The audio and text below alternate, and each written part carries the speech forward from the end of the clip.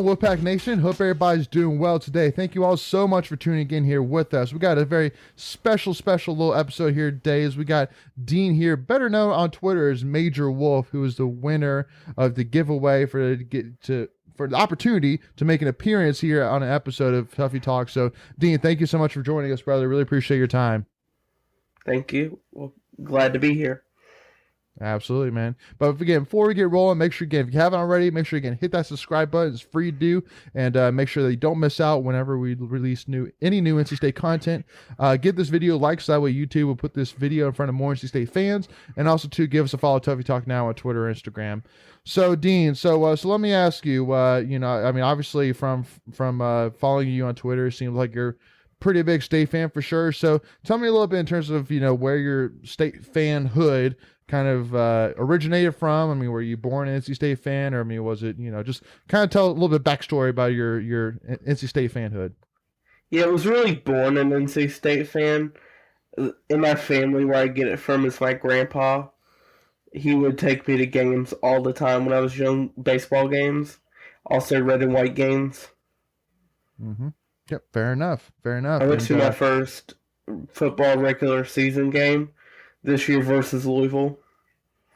Really? Oh, wow. Okay. One. Yeah, that was a good one. It's funny. There was two other ones at home that I would say probably rank higher on the epicness scale. But I mean, Louisville was a good one for sure. It got close there at the end, so it's not a bad one for sure. So let me ask you. So you bring up football. So I mean, what are your overall thoughts right now about, where the program's at? What were your thoughts about last season? I thought last season was good, but it's fallen into the trend of close, but not close enough, that we're very familiar with. Obviously, 2016, missed field goal against Clemson. 2017, almost beat Clemson. And then you have some of those years where, I think 2020, this is something I hadn't thought about until last fall, but if we had beaten UNC, it's very likely we would have been in the Orange Bowl. Because we would have vaulted past Miami and UNC. Even if we beat Miami, we're likely to be in the Orange Bowl. True. And then last year, close to beating Wake Forest, in which if we beat Wake Forest, we're in the ACC championship game. And at that point, who knows what happens. And then you also have the Holiday Bowl, where we don't get a chance to go for a 10th win. So it's just, the program has constantly been that close, just not close enough. Yeah. Well, and obviously the Holiday Bowl is kind of, in its own separate group, as obviously that was way outside of NC State's control. And honestly, I can almost tell you with a certainty that we would have won that game. There's no doubt about that. If we would have played that game, we would have won that game. And so, and obviously a lot of that comes to the fact of, again, from talking to my NC State equipment people, that they said that week of practice was spot on. All the players were focused. They were efficient. They were ready to get that 10th win. And so I feel confident about that. But, again, so kind of talking a little bit more about kind of general, though, I mean, because, obviously for us, here, we're definitely huge Dave Doeren fans. I mean, I think all of us, are on the same page in terms of Tuffy Talk, that Doeren is the answer long term. He there's no doubt he's taken this program an upward trajectory besides 2019 year. But I mean, obviously, you can talk about, how many people left after 2018, injuries, things like that. But also too, obviously seeing how we did in 2018 and then 2020, it kind of almost looks more like an outlier. So, I mean, what are your kind of thoughts on, Doeren? I mean, are you still not 100% sold on him, or, I mean, it doesn't really sound like it, but just, I mean, I guess if he's not, could you kind of maybe explain a little bit more why, besides maybe the almost there, that we haven't really gotten there yet? Kind of. Oh, no, I'm sold on Doeren. And also, I remember there was a time where people would make the 3-5 jokes even after he would start winning 5 conference games a year. Mm-hmm. Yeah. True. 4-5 conference wins a year, and they'd still be like, oh, well, 3-5. Yeah, right. Well, and I mean, again, too, it's, I mean, like for us, we always say that, Doeren, like when you really take a look back at Doeren's 2013 year, there's no doubt he got left with nothing. I mean, and that's no hatred whatsoever or knack on, Pete Thomas or, whoever, all the other players that were part of that team. Just unfortunately, he just didn't really have anybody. He really was building from the bottom up, and obviously too, one of the things that I was actually watching today, I watched the Clemson game when we played Clemson in 2017. So when we lost to them at home, and really watching that game, one of the biggest things that stood out to me is our defense now is heads and tails better than our defense then. I mean, we had a cornerback, Jonathan Alston. I love Jonathan Alston. He's a great guy. But I mean, he's an athlete that wasn't he actually came in a wide receiver and he played, and then he transitioned to cornerback. So I mean, I think that really kind of speaks volumes in terms of that. I mean, you had somebody starting at cornerback that didn't even come in a quarterback, that literally spent his first couple of years and just stayed as wide receiver. And so, but now you got depth at every single position on the defense and even offense now too. So, again, obviously, a lot's changed and a lot's kind of progressed since that 3 to 5 year. But, so kind of what are your expectations for this season, and then, I'm definitely thinking that an ACC championship appearance, if not an ACC championship, is realistic. I mean, we get Wake Forest at home, and the main thing is going to be having to go to Death Valley, which is a place we, I think, almost never win in. We have to go to Death Valley and beat Clemson. The only thing that makes me a little bit more, what's the word? Not like, I don't know the word for it, but is that will their quarterback game get better at all? Because obviously they still have DJ there, but they also got Cade Klubnik in as a recruit. Yeah. So it'll be interesting to see, does DJ grow unlike last year? Or does Cade Klubnik replace him by the time we play Clemson? Mm-hmm. Yeah. Yeah. No. It's interesting because,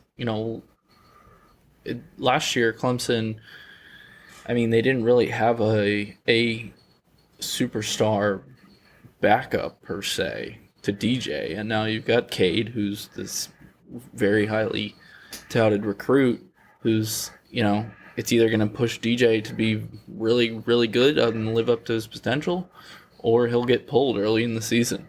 So it'll be interesting to see what happens there, because that could happen by week 5 when we're playing them, because they've got Georgia Tech and Wake Forest before they play us. So like they'll be 2 games in the ACC play, and they might have a different quarterback than they did at the beginning of the year. True. Yeah, the main part of Clemson's season, their season's fate could be determined by week 5. Right. If they lose to Wake Forest and lose to NC State, I don't want to be like one of those people where it's like, oh, there's no chance. But if they lose to State and Wake, there's almost basically no chance. True. Yeah. Well, I mean, too, tough to lose twice in the division. Right. Well, I mean, and I think that's what I was kind of getting at was, I mean, it really speaks a lot in terms of how much not only just the Atlantic Division, but the ACC conference in general has grown. I mean, obviously Pittsburgh started to be competitive. Carolina's, been competitive.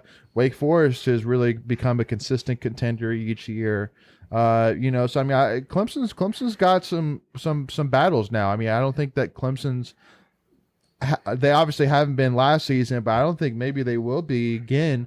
Kind of that clear cut, like, Clemson's going to win it all, and then it's just who is second place, basically, Right. So, which is great for the ACC. Again, I think for NC State purposes, yeah, I mean, it's going to be a very interesting season. But so, like, one thing, Dean, in terms of like, I mean, so do you have a bar in terms of like, I guess like, because I mean, we could say like record, like, I think that obviously probably like for me, like if you had asked me like probably 11-1 would probably be, 11-1 would be my bar. I feel like just because of the fact that I think that Clemson really is the only, but again, I expect us to get through Clemson. That's the thing is, I mean, it's almost like crazy to say that, like, like that my bar is 11-1, but it's like, looking at the schedule, I just like maybe we have one slip up, but I mean, I really do expect that. And because in order to get there, I feel like you almost have to be 11-1. So I mean, so anyway, Dean. So in terms of, I mean, like, can you kind of speak a little bit more in terms of, like, I mean, what your bar is? I mean, like, are there certain games that you kind of have highlighted, or is there like or is there a record that you're kind of setting in terms of a bar for this upcoming season? A game I highlighted, and now hold on to this one, but a game I've highlighted is that first game of the year versus ECU in Greenville. That is Yes. one that we cannot afford to look past, because if we do, ECU will beat us if we look past them. We cannot look past them. I Yep. remember last year they were competitive with Cincinnati for a little bit of that game. They've got a sneaky good team that can sneak up on you if you give them the chance. Yep. No, Holton Ahlers is a great quarterback. I know we recruited him out of high school, and it actually came down to us versus ECU of where he would go. But for those who don't know, his father is the play-by-play announcer, I think, or the audio announcer, one of those two. So I mean, it was pretty much a given. Obviously, too, I think he came in during the same class as Devin Leary, so we already had a quarterback. So, but yeah, no, I mean, it's gonna be a great game. But I mean, and one thing, Dean, which I will say, and I kind of want to hear your thoughts on, is, I mean, I feel like with this team, obviously, first of all they're thinking about is they're coming back to win an ACC title. Period. Straightforward, no doubt about it. And they know that the first game that they have to focus on is ECU. And I feel like that it's kind of one of those things that I feel like the games that sneak up on you are more the ones that, like, as you're going throughout the season, it's like you're 6 games in, you're like, oh my gosh, I'm exhausted. Like, oh, okay, we play ECU, thank goodness. All right, we're going to take a week off this week. And then you kind of maybe kind of look past that game. Then I kind of see it. But for this game, with it being the first game of the year, where basically they literally have the ECU logo, they have the countdown to ECU, like, period. So I mean, I feel like it's like I don't see them at all looking past this, because I mean, again, I think that we all can agree that, because I think too that I think Doran has kind of bought in on the ECU rivalry a little bit, with obviously with his loss back in 2016. So but I don't know, I just don't see us at all looking past this, just because, again, it is the first one. It's not really a break game, it's like a first domino kind of deal. That's kind of how I look at it, really. I don't think we will look past it, but I think it's one that we can't afford to look past. I got you. Yeah. I got you. Good deal. So, and I mean, so I guess switching paces a little bit here. So, men's basketball. I mean, again, we won't spend too much time here. Obviously, I know it's kind of a pain in the side of every single State fan right now. But I just want to kind of get your general thoughts real quick here. So, where are you at in terms of the Kevin Keats train? I mean, I know all NC State fans aren't happy right now with Keats or happy with what the program is, but I mean, are you? And again, feel free to be one of those NC State fans that's like, he should have been on the on the job train, after the last game of the season, or are you kind of like okay, well, hey, let's see what he does this season. Like, is there any faith still that in you for Kevin Keats? I don't think there's much of it left. I mean, if we're looking at what we're going to do this year, we still need to get a whole bunch of transfers, or we're not really going to do anything. Yeah, true. All we're going to do is go into last in the ACC again if we don't get enough transfers in our program. And I know we've been looking at a bunch of them. But I am at this point kind of ready for the Kevin Keats experiment to be over with, because the first 3 years I liked him. I wasn't like the most like fire Keats guy throughout the year because he had a bunch of injuries he had to deal with. But at the same time, if you look at some of those games, they didn't lose it because of the players in the court. They lost it because of decisions made by the coaches. A prime example is that Florida State game where we ran a horrible play call where we decided to toss the ball, try and fade it in, and it got picked off. And that was kind of the end of the game versus Florida State. That's a prime example where coaching cost us the game, not the players on the court. Before we continue, I want to take a quick second to tell you about our sponsor, Flatlands Jessup Insurance Group, that has your whole world covered, with agents in 5 offices throughout eastern North Carolina to help you decide how much coverage you need, offering policies for home and auto, recreational vehicles, commercial, crop, health, life, and employee benefits. They are able to combine options to find a comprehensive solution that works for you, Flatlands Jessup protects the things you love so you can spend less time wearing and more time enjoying them. Find them on Facebook and Instagram at Flatlands Jessup. You can also visit their webpage at www.flatlandsjessup.com. So please make sure to go and check them out.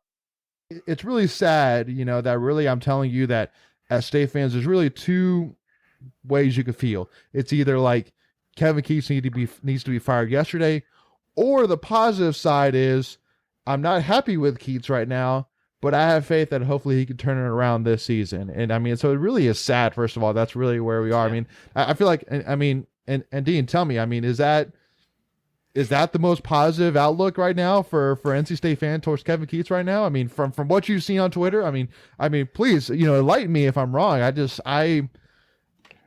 can't see any State fan whatsoever saying I'm happy right now with what is going on at all with the program right now.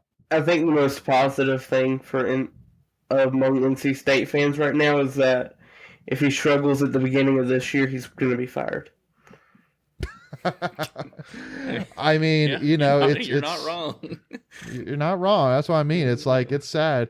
But again, that's why I think for me as a fan, and I've said this a couple times, and I'm sure I'll say it a couple more times heading to the season, which is that, I mean, that's why to me, I'm kind of like chill about it. I'm not really like nervous about it or upset about it or whatever, just because, I mean, first of all, I feel like, and again, we'll talk a little bit about Boo Corrigan, but I feel like the Boo's done a good job so far about really setting expectations, fighting for the players, fighting for the fans. And, so that he has a bar that he set for Keats, saying, I need you to accomplish these things by next season.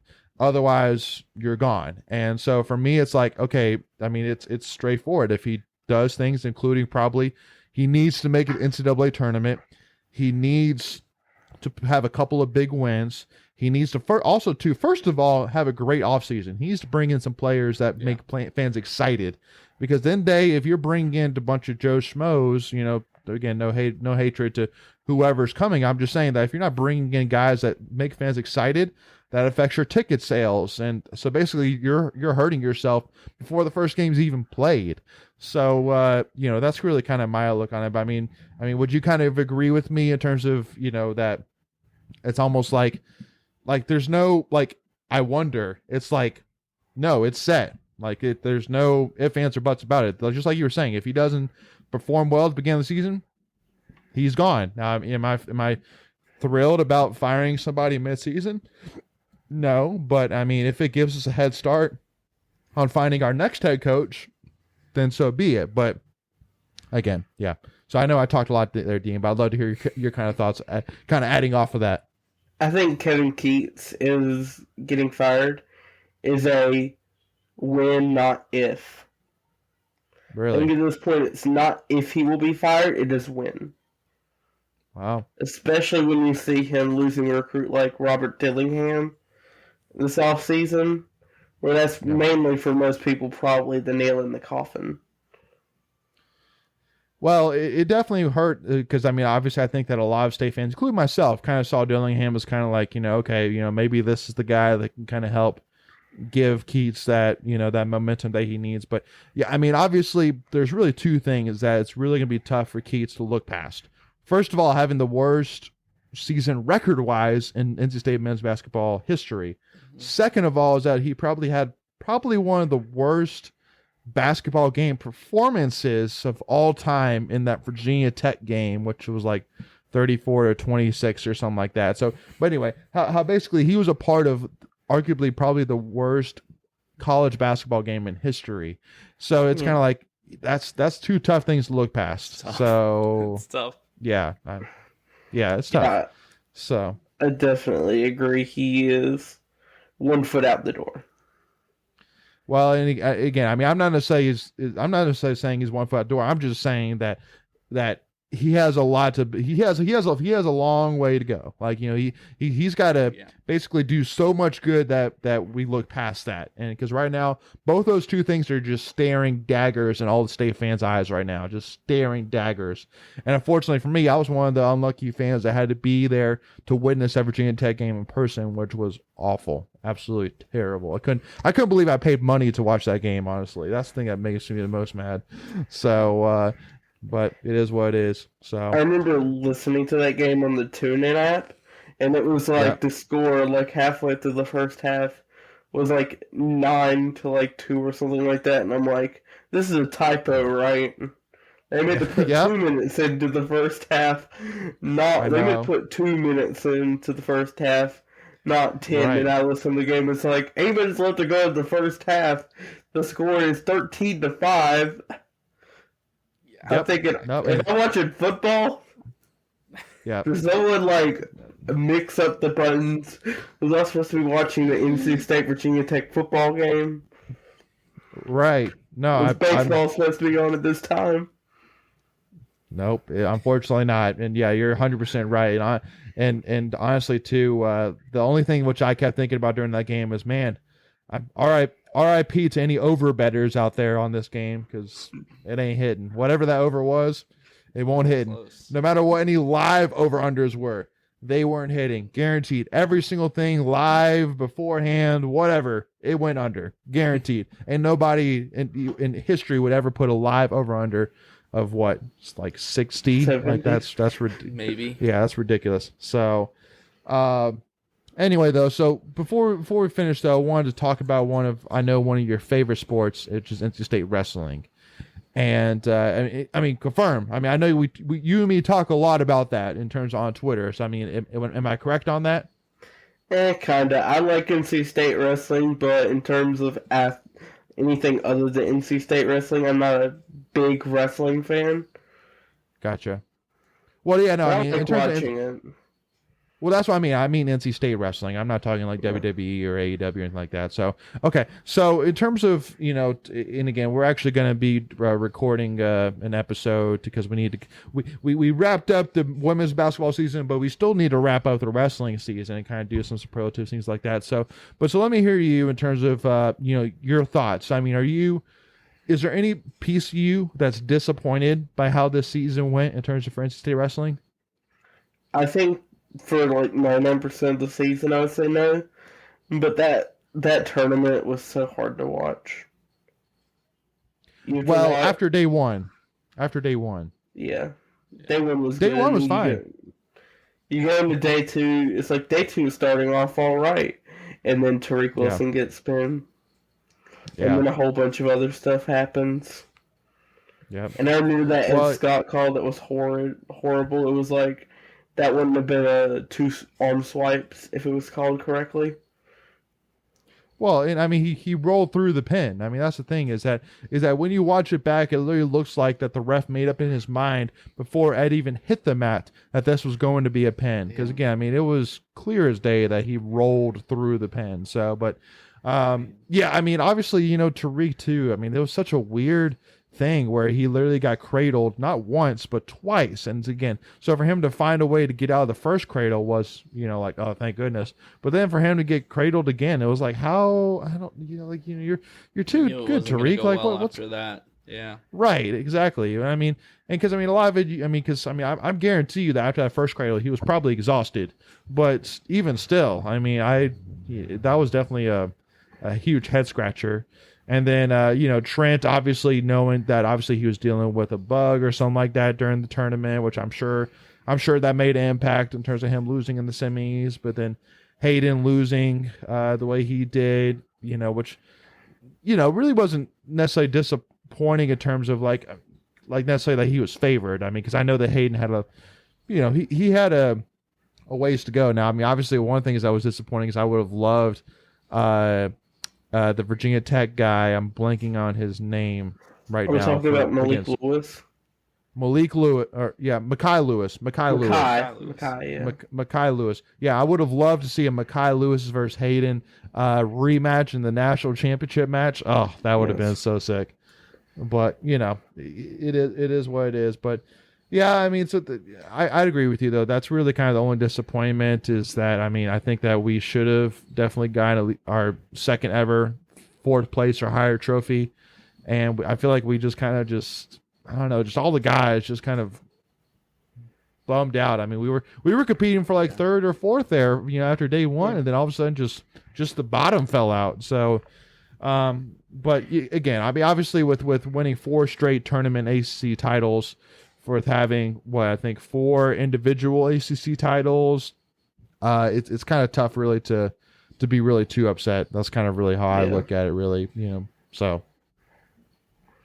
it's like it's almost like, I'm trying to think of how to say it, like you have all this and this is the one thing we're going to focus on, the bad thing.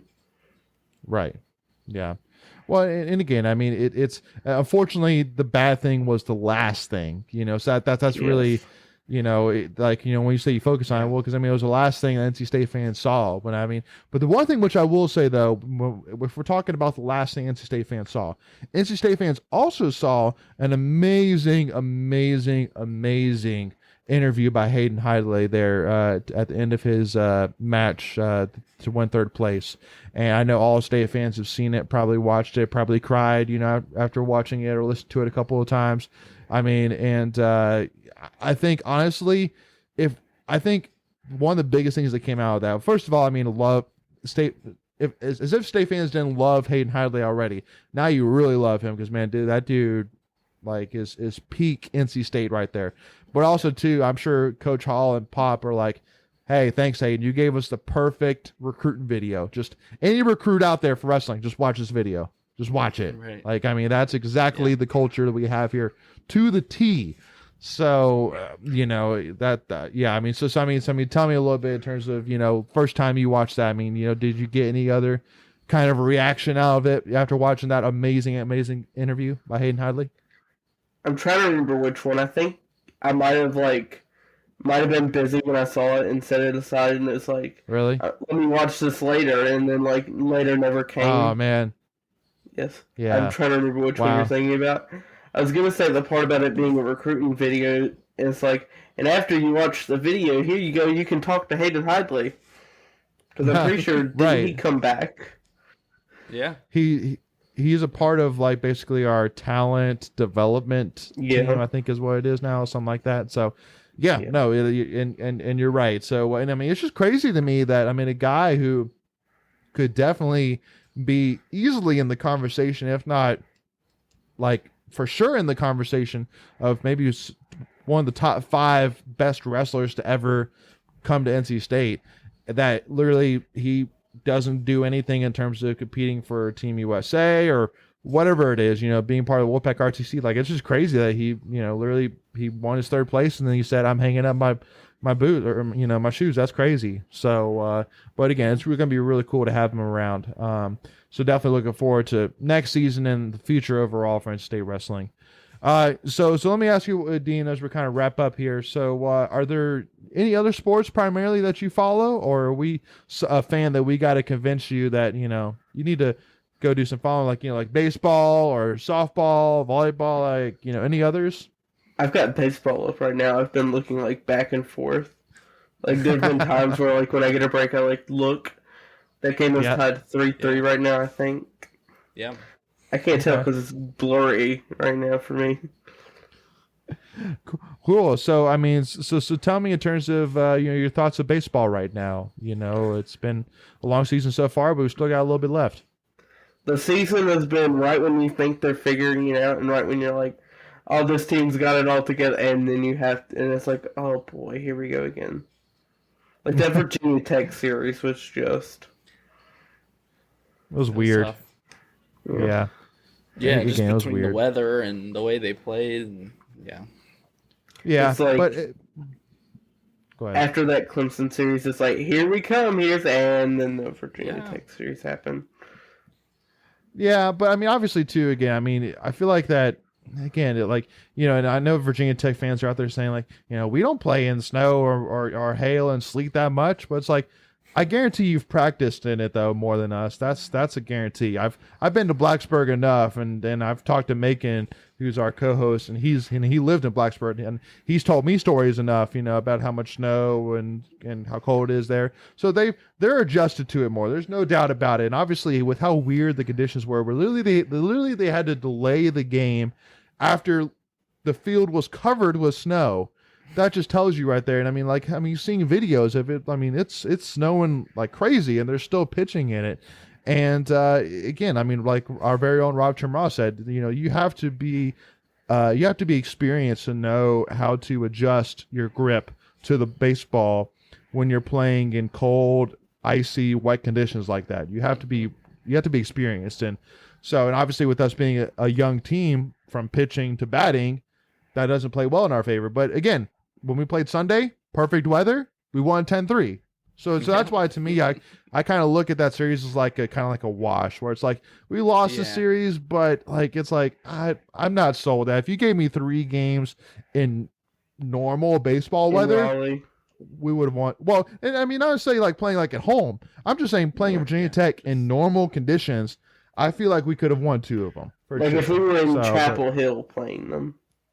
Right, like a neutral site. Like I don't care, but again, just somewhere where again you're not playing at Virginia Tech in literally snow. It's literally snowing, and you're playing baseball. That's crazy. Like that's so abnormal. Like again, you're like literally a couple months from now, if the guys make it to the College World Series, they're literally playing in like 95-degree weather with like 105-degree, heat index. It's like, this is not normal, which I mean, it's cool. I mean, it's not an excuse. It's just factual, So, again, it's just, but, it's hopefully, one of the biggest things I love about this team is that we are young and it's obvious we're maturing. We're getting better, still making too many errors, but we're hitting more consistently. Our pitching's getting better. Our rotation's getting better. So hopefully should help us heading into these last couple of series here to round up the season. So go ahead, Dean.